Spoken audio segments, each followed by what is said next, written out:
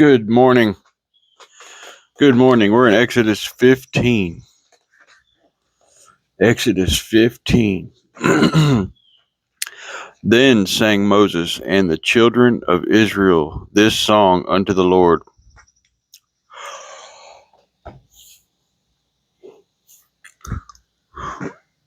And spake, saying, I will sing unto the Lord, for he hath triumphed gloriously. The horse and his rider hath he thrown into the sea. The Lord is my strength and song, and he is become my salvation. He is my God, and I will prepare him, and I will prepare him an habitation, my father's God, and I will exalt him.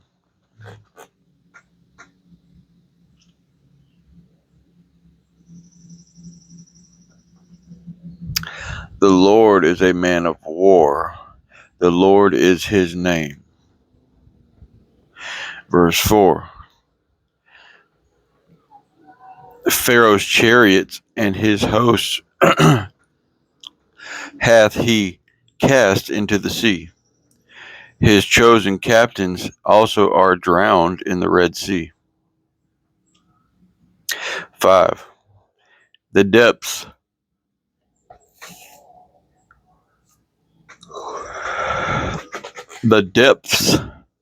have covered them, they sank into the bottom as a stone. 6. The right hand, O Lord, is become glorious in power. Thy right hand, O Lord, hath dashed in pieces the enemy. 7. And in the greatness of thine excellency, thou hast overthrown them that rose up against thee. Thou sentest forth thy wrath, which consumed them as stubble. Verse 8. And with the blast of thy nostrils, the waters were gathered together.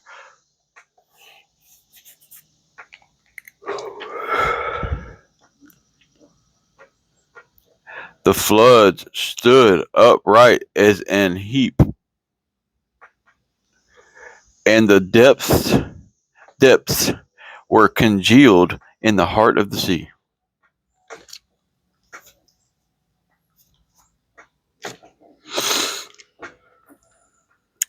Verse 9. The enemy said, I will pursue, I will overtake, I will divide the spoil. My lust shall be satisfied upon them.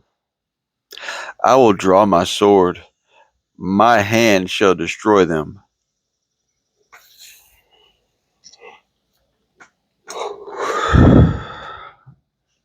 Verse 10.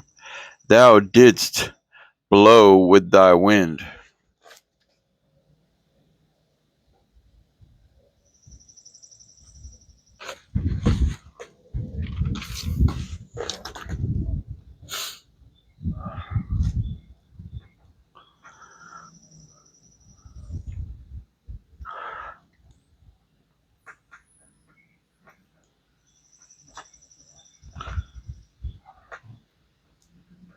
The sea covered them.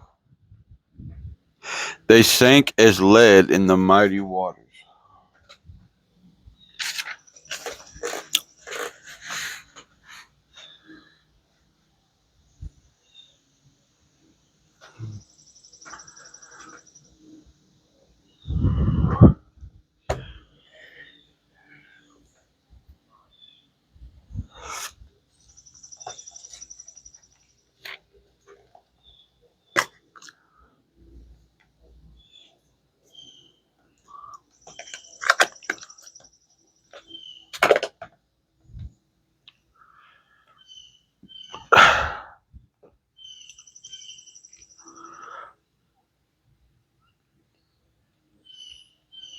Verse 11.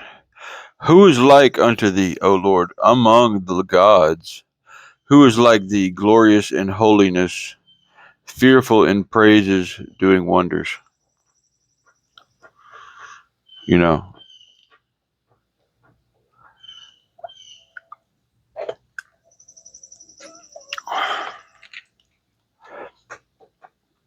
thou stretchedst out thy hand, the earth swallowed them. 13. Thou in thy mercy hast led forth the people which thou hast redeemed. Thou hast guided them in thy strength unto thy holy habitation.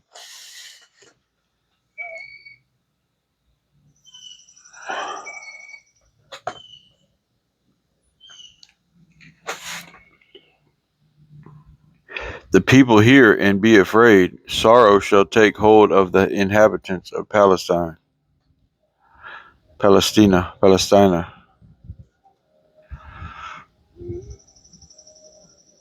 15. Then the dukes of Edom shall be amazed.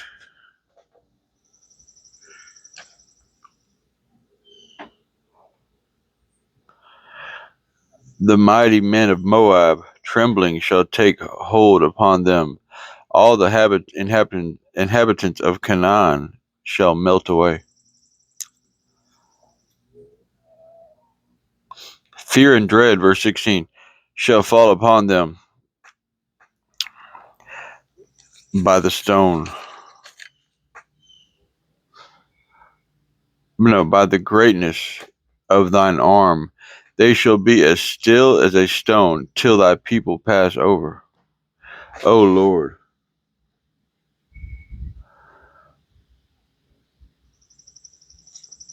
till the people pass over, which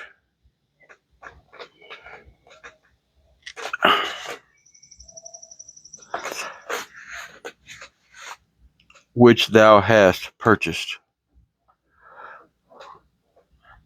17. Thou shalt bring them in and plant them in the mountain of thine inheritance, in the place, O Lord, which thou hast made for thee to dwell in the sanctuary, O Lord, which thy hands have established.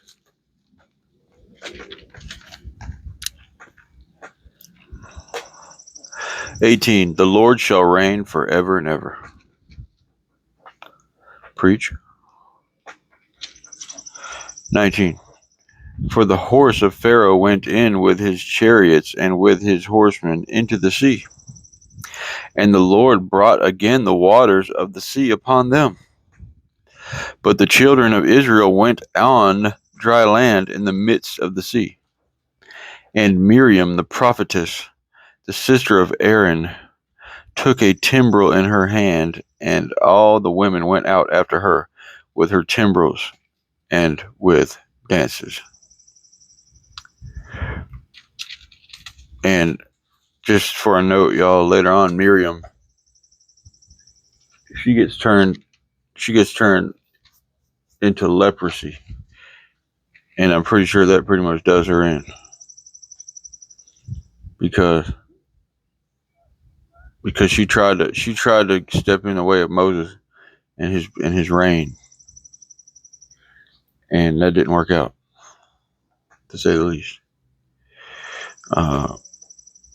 So I just want to throw that out there. That's coming up, maybe right now. She was in a position. She's going to be in a position of influence, and she tries to clutch some power somewhere, and it doesn't work out for her. She ends up being turned into a leprous, white as snow.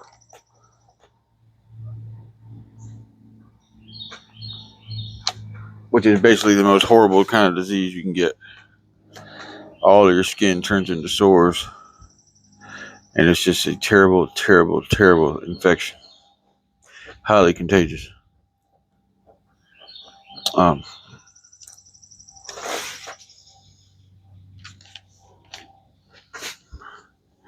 so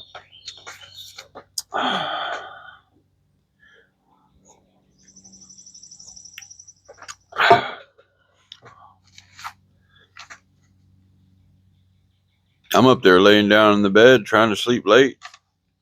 My dog comes in and just keeps whining and whining and whining. I'm like, what is going on? This is not like her. I let her out, bring her back in, go back to bed. Yeah, I sleep in the bed with my dog.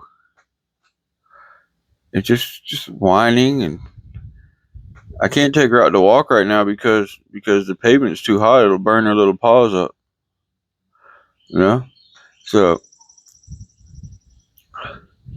I don't know if it's God telling me to come down here and do this or what. It's something weird. It's like he doesn't want me to lay down or get out of the bed so she can have the bed, or I don't know. It's kind of weird. Huh. I think she wanted to go for a walk, but I can't take her out on that pavement like that. It's the sun's up high, the pavement's hot as can be. You can't stand on it. It'll burn her little paws up.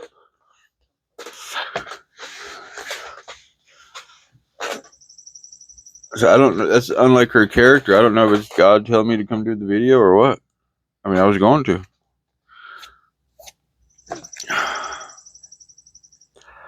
Huh.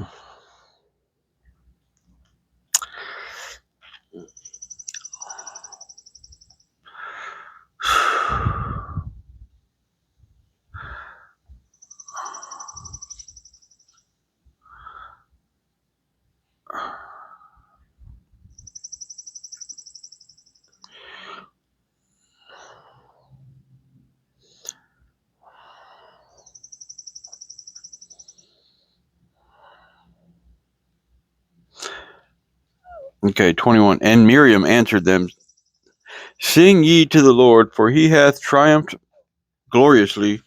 The horse and his rider hath he thrown into the sea. So Moses brought Israel from the Red Sea, and they went out into the wilderness of Shur. And they went 3 days in the wilderness and found no water. And when they came to Marah, they could not drink of the waters of Marah, for they were bitter. Therefore the name of it was called Marah. And the people murmured against Moses, saying, what shall we drink? And he cried unto the Lord. And the Lord shewed him a tree, which he had cast into the waters, which when he had cast into the waters were made sweet. There he made for them a statute and an ordinance, and there he proved them, and said, if thou wilt diligently hearken to the voice of the Lord thy God, and wilt do that which is right in his sight, and wilt give ear to his commandments, and keep all his statutes, I will put none of these diseases upon thee, which I have brought upon the Egyptians, for I am the Lord that healeth thee.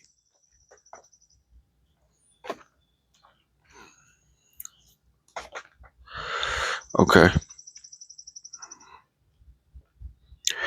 And they came to Elim, where were 12 wells of water, and 70 palm trees, and they encamped there by the waters.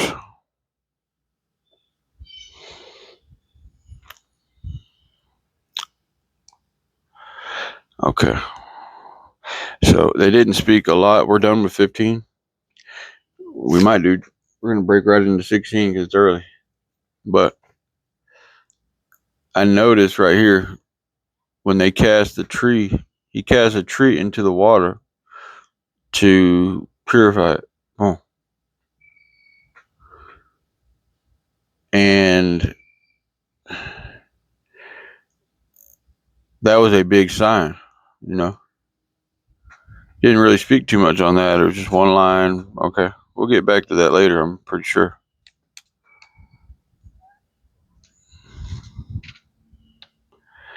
Because, Yeah, something happened right there that comes back later. There was some type of disobedience that Moses did that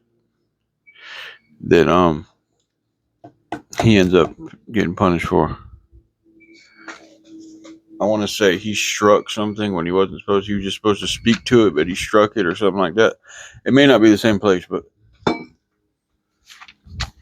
okay. So there's another sign. Okay.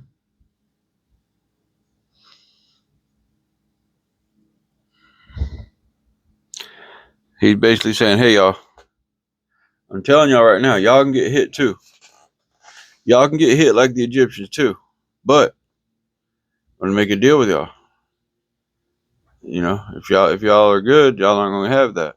But everything that's bad, it all comes from me. And I think that's a lesson for the world today. Anything that happens in the world, it's coming from him. I know it's a tough pill to swallow, but it is what it is. And I'm not exactly sure, but that's what I think it is. All diseases, all bad stuff is in some way, shape, or fashion a perversion of his stuff by us or the devil or some type of grand scale punishment that's going on.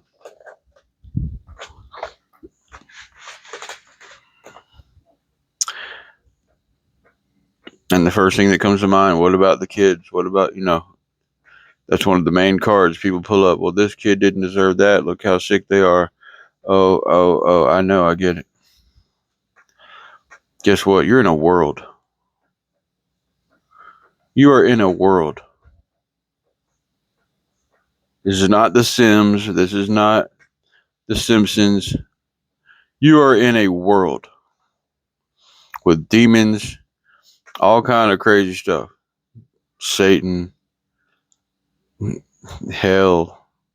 You are in a world with all kind of crazy stuff.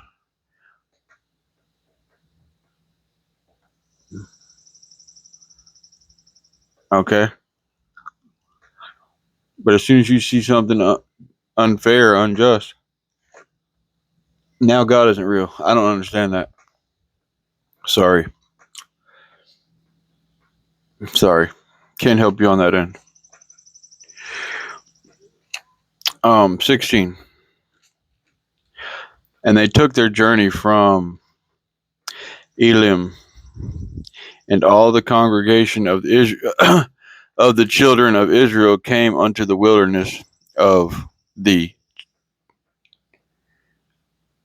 wilderness of sin. Sin, wilderness of sin. Okay. Yep. As far as I'm concerned, sin is uncharted territory. It is not someplace we're supposed to be. There is no trail. You will get lost in it. It's like going up the actual Appalachian Trail and you just go off the trail and you just think you're going to be okay. You got no cell phone. You got no nothing. You got no water. It's just you, your shoes, and no type of GPS device. You're just out there and you're just going to make it. Okay. All right. You might make it. No lighter, no nothing. You can't warm up no fire. You can't do nothing. The wilderness of sin. That's what we're doing when we get into our stuff. There's no turning back. You're out there.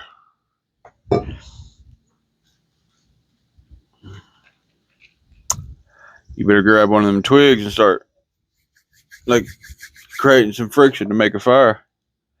You might make it. You might thrive out there. You ain't got no choice. You're lost. There's no turning back. You might as well just try to survive because you trying to make it to one end of the forest is not really going to help. Just find a good spot and try to huff it. Grab some fish. However you can do it. Where you can survive and somehow make a fire. Maybe somebody will see you. The smoke. If you can build a fire.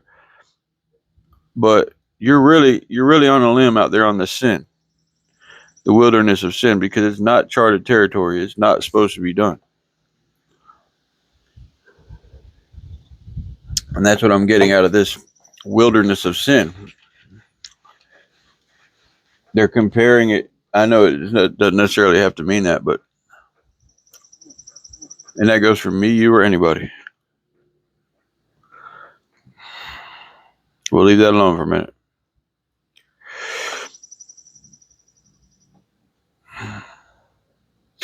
So instead of taking the walking trail of the Word of God to where you're supposed to get to, you go off on your own in sin,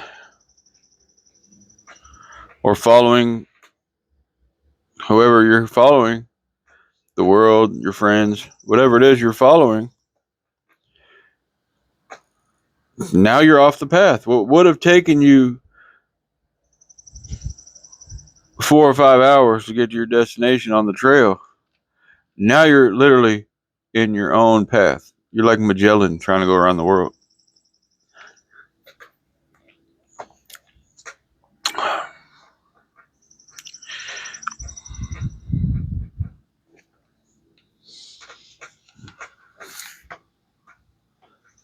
Okay.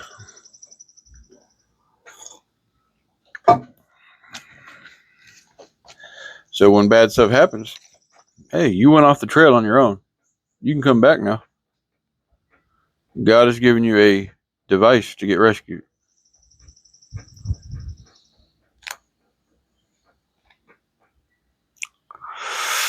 You want adventure? There's plenty of adventure out there. Plenty of adventure.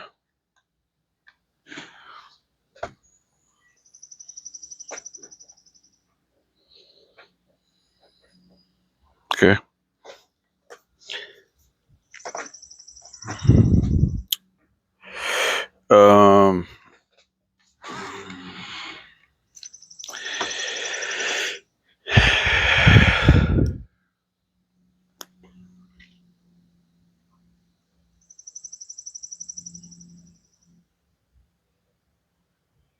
Which is between Elim and Sinai. On the 15th day of the second month, after their departing out of the land of Egypt, and the whole congregation of the children of Israel murmured against Moses and Aaron in the wilderness. 3. And the children of Israel said unto them, Would to God he had died by the hand of the Lord in the land of Egypt, when we sat by the flesh pots, and when we did eat bread to the full. For ye have brought us forth into this wilderness to kill this whole assembly with hunger. Let's check up here on that. 16:3. But yeah, we already talked about this.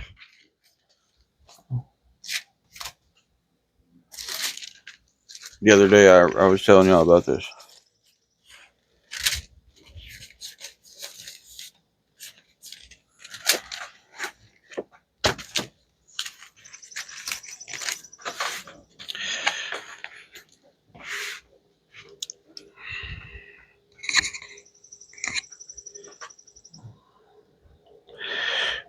And the people of Israel said to them, Would that we had died by the hand of the Lord in the land of Egypt, when we sat by the meat pots and ate bread to the full. So what they're saying is we wouldn't have died over there. We would have been sitting next to the pots with all the meat in it and all the bread we eaten. We would have been full. But now we're out here in the middle of nowhere starving.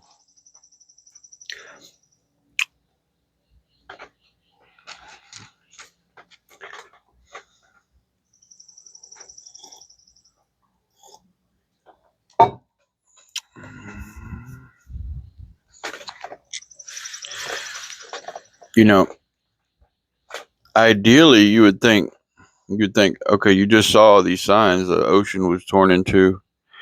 The waters were doing kung fu on the Egyptians.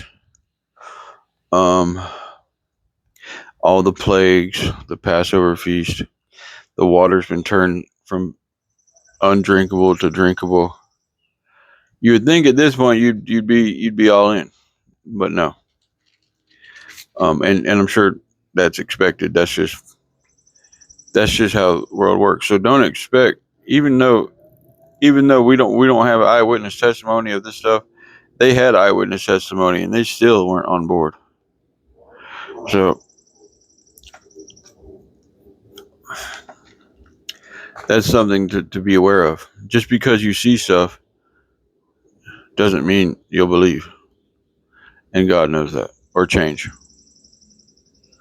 So God knows what's needed. He knows that if he revealed himself to the world, it really wouldn't. He did, but it wouldn't really change anything. So he's not going to come out and do something that's not going to do anything. Oh. He showed them many things and they still didn't trust.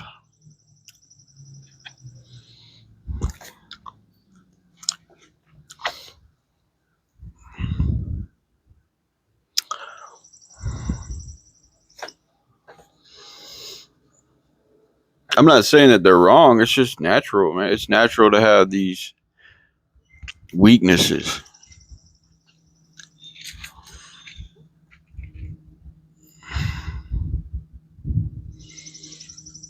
I mean, it's easy to say in hindsight that they're not trusting, but if we was in their shoes, we'd probably be saying the same thing. We are saying the same thing. Oh, God isn't real. Oh, we don't need him. Oh, it's let me live my life. I'm gonna miss out on so much. It's just one little sin, we are saying the same thing.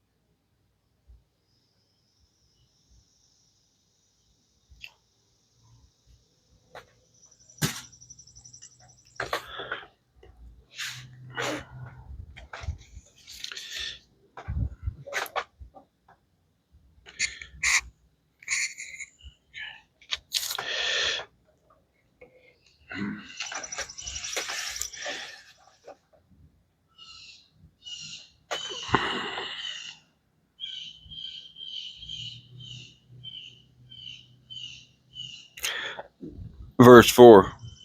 Exodus 16, verse 4. Then said the Lord unto Moses, Behold, I will rain bread from heaven for you, and the people shall go out and gather a certain rate every day, that I may prove them, whether they will walk in my law or no.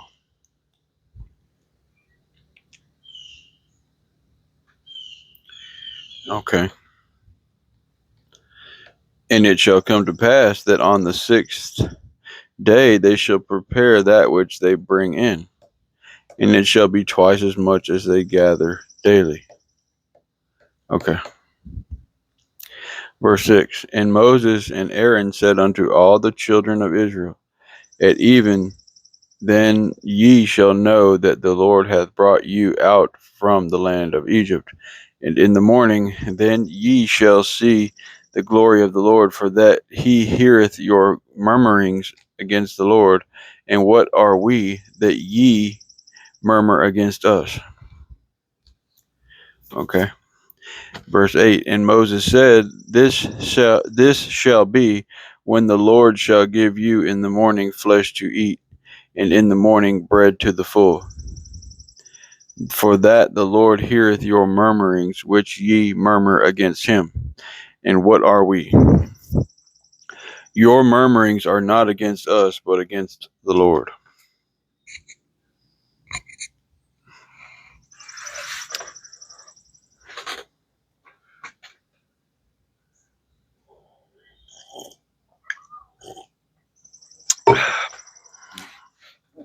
Verse 9, and Moses spake unto Aaron, say unto all the congregation of the children of Israel, come near before the Lord.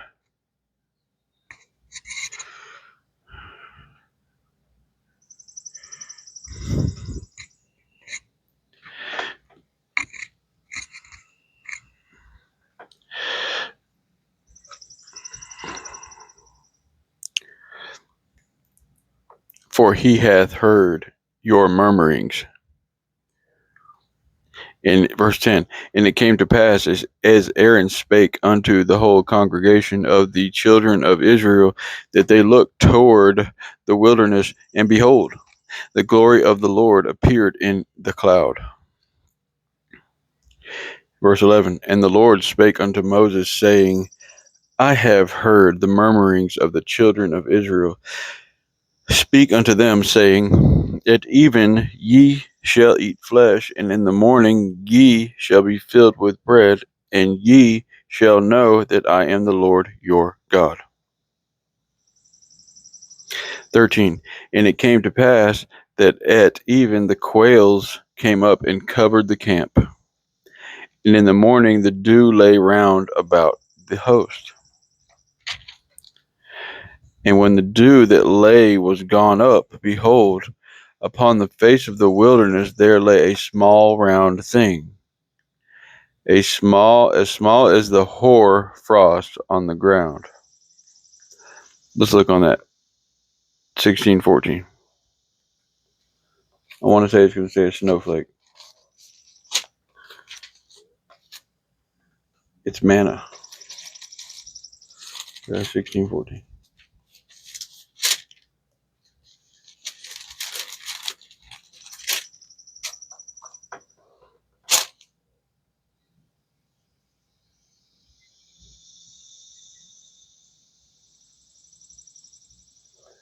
And when the dew had gone up, there was on the face of the wilderness a fine flake-like thing, fine as frost on the ground. Okay.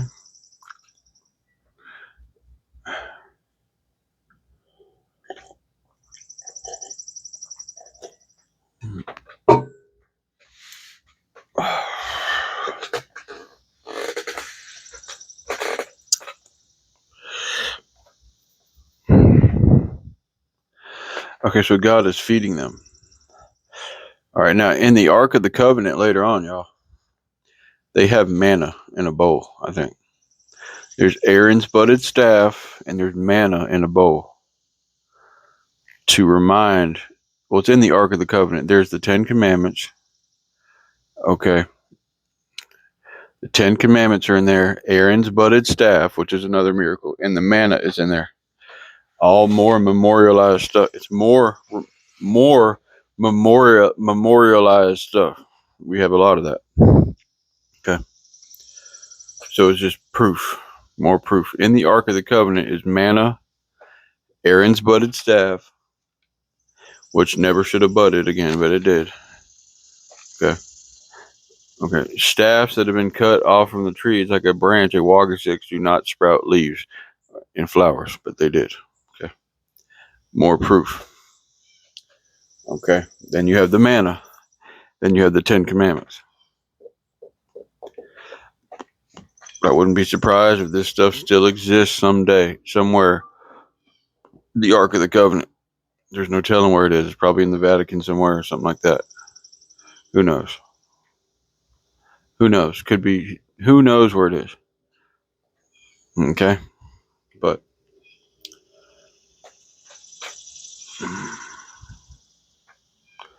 the Spirit of God was supposed to be residing in there, I think, until when the Christ came and he died, the Spirit came out. I'm pretty sure. And then it was out and about. And then it could come into us, if I'm not mistaken. I'm not saying that's the only thing it did. It may still be in there. I don't think so. But he was seeking a home. You know, he wasn't seeking a home. It was just part of one of his things he was doing. Okay.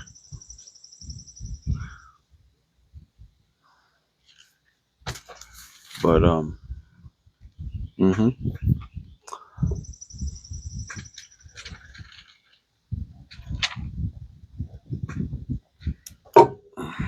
that's one of the reasons we're here. If not the main reason, is for God to dwell in us. That's really the main purpose of our existence, is for God to dwell in us. That's the purpose of our existence, if you ask me.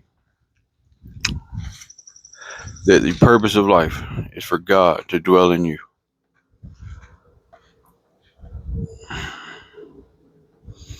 That is the ultimate mission of life. I mean, maybe not ultimate, but that's one of the main reasons that we're here. It's not the completed mission, but that's part of the mission. That's one of the fundamental things we have to get right. Now, I could be wrong. That's my theology.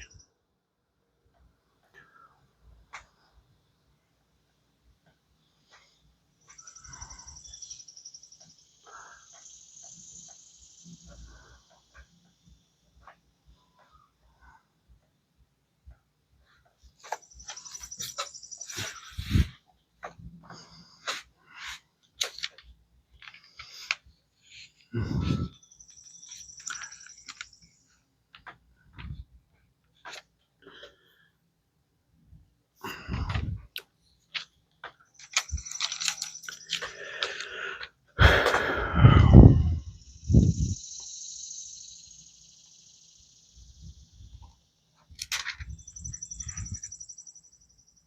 15.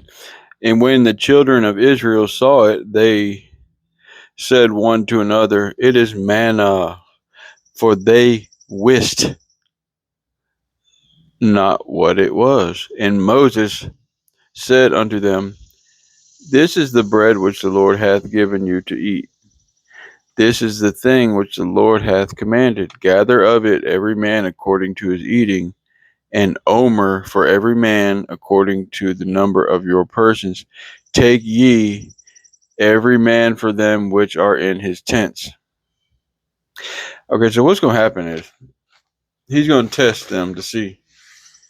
And I want to keep reading, but I just want to say what he's going to do is he's going to see how greedy they are. Okay, I'm giving y'all a measurement to take for y'all.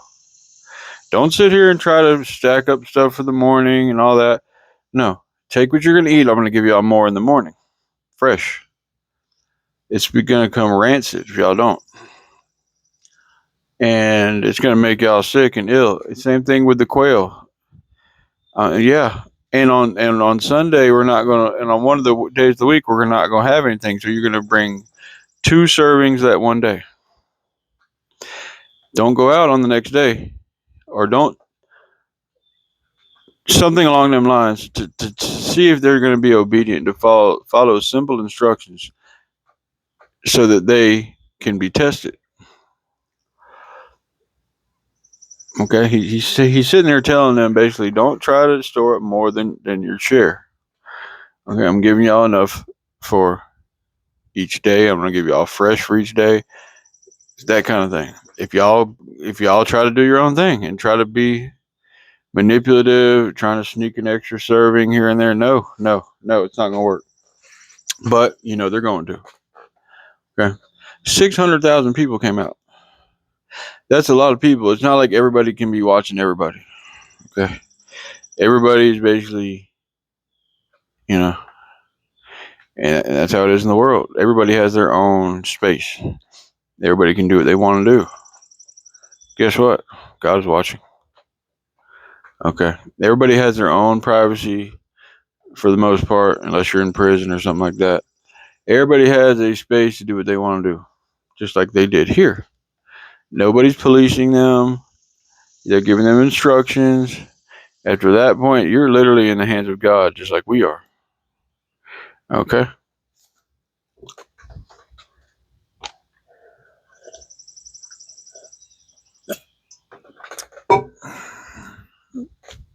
Okay, you started with nothing. Now you have meat and bread. Okay? So you have everything you said you didn't have, but now guess what? Now you want even more. Now you want to take it to the next level. Okay, well, I gave you what you wanted. Now you still, see? Don't you see the problem here? is that we don't know what's best for us. We always want to have the upper edge, the upper hand. We always think that we can get over. No, you can't. Okay.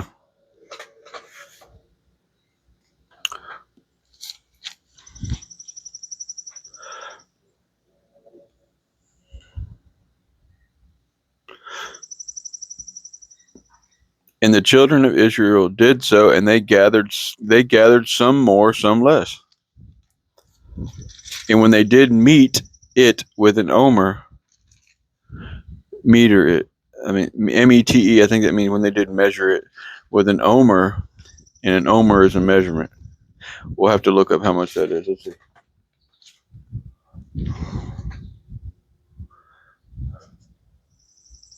How much is an omer? Here's an answer from monaforisrael.org. It's a lot. 15 cups of dry commodities. 3.5 liters per person. That's enough to get you through the day. Period. 15 cups of dry food per person. That's a dang lot. I don't care who you are.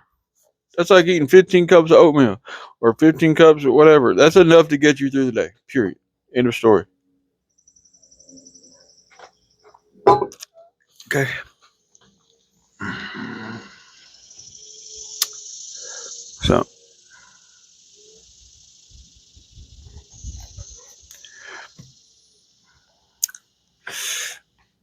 So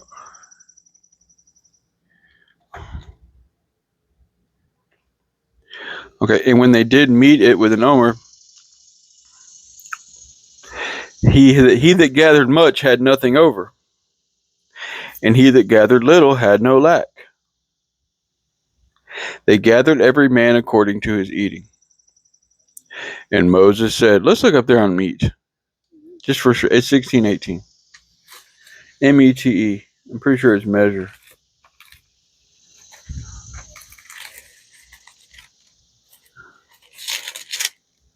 16:18 says, but when they measured, when they measured it with an omer, okay.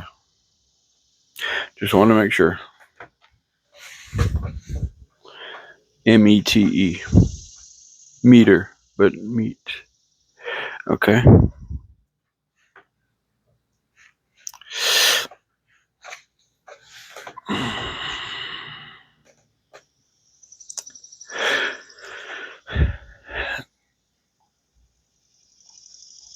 And Moses said, let no man leave of it till the morning.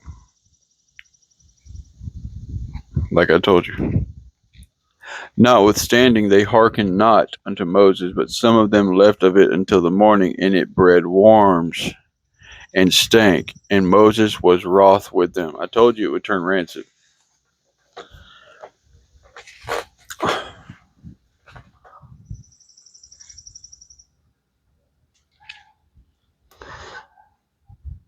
God loves that kind of stuff.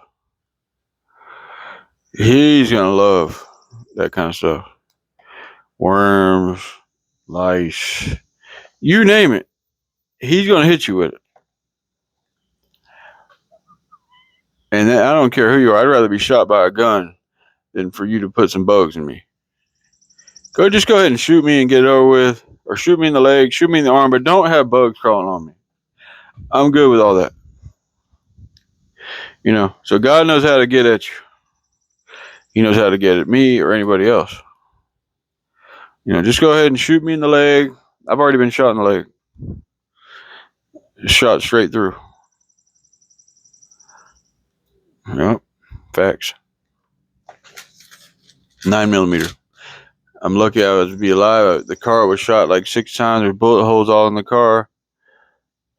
And one of the bullets went through my leg, straight through.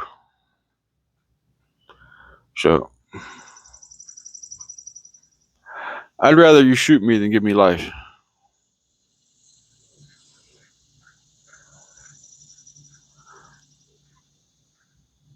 And on top of that,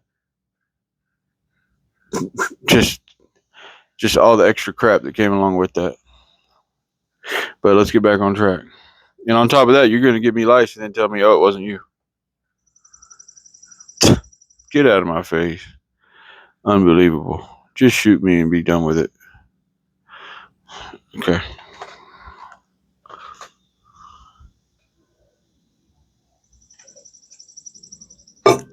And then the people that get infected, it's oh, I don't have it.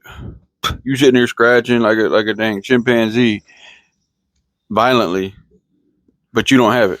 Okay. Unbelievable.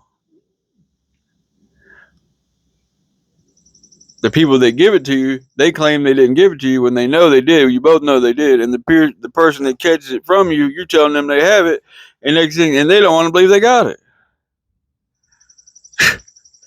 And then they wonder why people go insane. Unbelievable. I'm just trying to get treatment for everybody or whatever, but no. Anyway. Whew.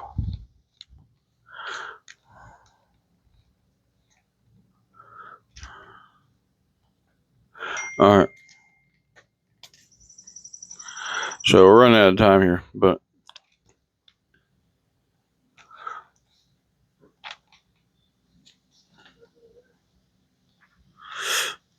that goes to show that God is involved in that kind of stuff, because it's not just having that kind of stuff. It's all the stress that comes, the psychological stress that comes along with that nobody's going to act right. Nobody's going to act right. Nobody's going to believe you. Nobody's going to admit anything. Nobody's going to be on board with trying to get stuff right or owning up to their stuff. Nobody's going to do right in that type of situation. And that just goes to show that it's on levels. God is involved. It's not just you going through all the physical distress of that. It's the next level, the psychological stuff. That's how I know it's God involved. So, sorry to get off on that tangent, but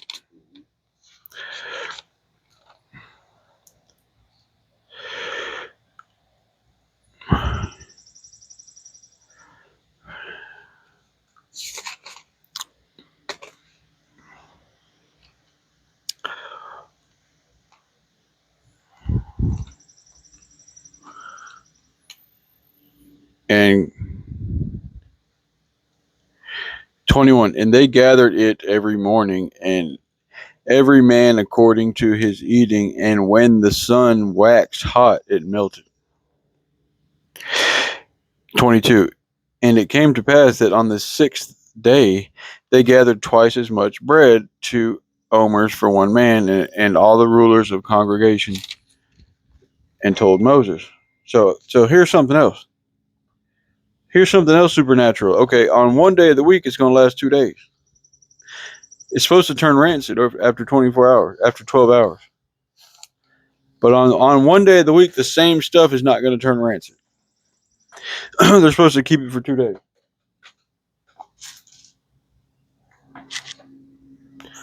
Another supernatural sign. If it turns rancid any other day of the week, but on that last day, it's going to last 2 days without turning rancid. There's another supernatural sign. It's everywhere. Okay, so guys, we're done. We're on YouTube at Preach Facts. We're on TikTok at Preach Facts 7. Have a good day. Oh, if you have any questions, you can reach out at the Gmail at PreachFacts7. Things you want to address or anything like that, you can reach out at the Gmail at PreachFacts7 at gmail.com. Have a good day.